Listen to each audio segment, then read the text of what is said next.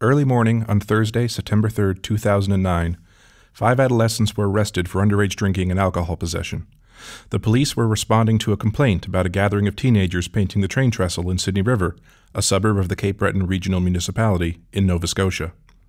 Almost immediately, the on-again, off-again debate about whether the practice of painting the trestle should be outlawed flared up once more. Opponents of the practice cited both safety concerns and that it made the trestle an eyesore. Supporters, more than anything, cited tradition, that the painting of the trestle was a positive, expressive practice. Indeed, by the end of that week, the bridge was painted once more, with the term tradition, full stop, painted in the 10 squares that make up the trestle. In the red and white colors of Riverview High School, the walls were covered with handprints eschewing the signatures of the past, along with symbols expressing how paint plus peace equals happiness. But the argument of tradition did not settle the debate. Representatives from the student councils met with city officials and agreed to put an end to the practice. Ironically, one of the main arguments against trestle painting, that it was an eyesore amounting to little more than graffiti and defacement, was found to be built on feet of clay when the bridge went painted by neither students, nor the municipality, nor the railway.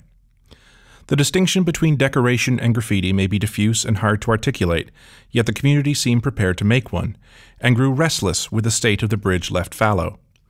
The following April, at about the time I first received some research funding for studying the practice, the bridge was painted again, this time in the blue and white of Sydney Academy, the older downtown Sydney school that is Riverview's chief rival. 6 months of compliance with the interdiction is perhaps as attributable to a nasty winter as it is to a respect for authority. In a fit of school pride, a group of 10th grade Riverview students painted the bridge the following month.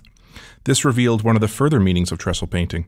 As much as the bridge is a marker of territory between the two schools, it is also a ritual for the graduating class. Students have said that upon enrolling at Riverview, they could barely wait to paint it in grade 12. By jumping the established order, these students had transgressed. In a show of contrition, the painters apologized on their hands and knees in the middle of the school cafeteria. Accounts vary between this being a playful performance to this being hazing. Trestle was constructed between 1957 and 1958 in an infrastructure spree that also saw the completion of the Canso Causeway, connecting Cape Breton to mainland Nova Scotia, and the Seal Island Bridge spanning the Great Bredore Channel of the Bredore Lakes.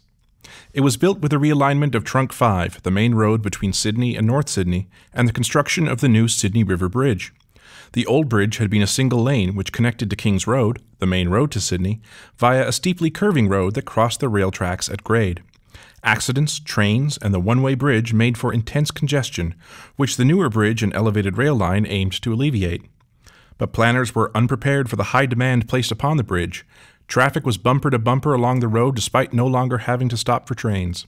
The bridge opened on December 1st, 1958. By February 59, the Municipal Council of the County of Cape Breton indicated that the bridge had caused a serious traffic problem along the new road. Riverview Rural High School opened in 1950, following the Nova Scotia Rural High School Act of 1945. Just like the bridge, its use was underestimated. Even before opening, the population survey for the school was twice the initial estimate.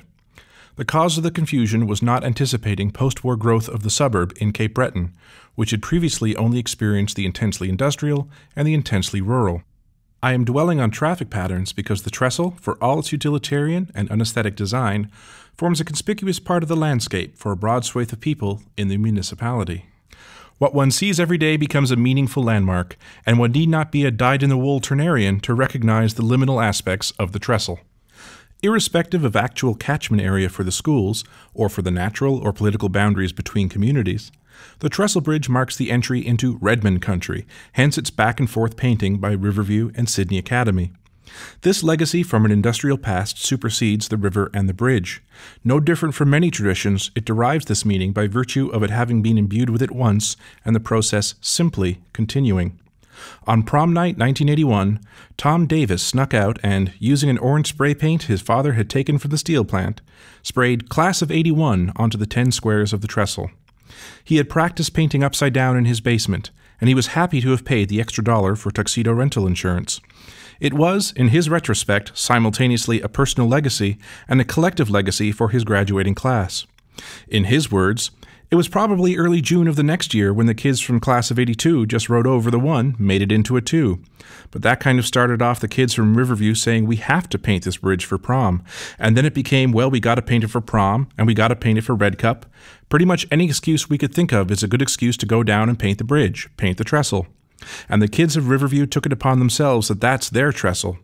And then we got to paint it for prom and Red Cup and Winter Carnival, and going back to school and Christmas break and Easter break and Valentine's Day.